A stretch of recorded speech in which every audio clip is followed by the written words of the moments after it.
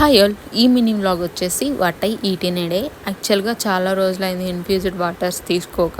So morning వచ్చేసి సబ్జా water అయితే తీసుకున్నాను అనమాట. యాక్చువల్గా ఆ డిఫరెన్సెస్ మనం చూడొచ్చు. యాక్చువల్గా ఇన్ఫ్యూజ్డ్ వాటర్స్ తీసుకోకుండా డైజెషన్ సిస్టమ్ లైక్ మనకి స్టమక్లో కూడా చాలా లైట్గా అనిపిస్తుంది అనమాట మార్నింగ్ ఇన్ఫ్యూజ్డ్ వాటర్స్ తీసుకోవడం వల్ల. కావాలంటే అబ్జర్వ్ చేయండి.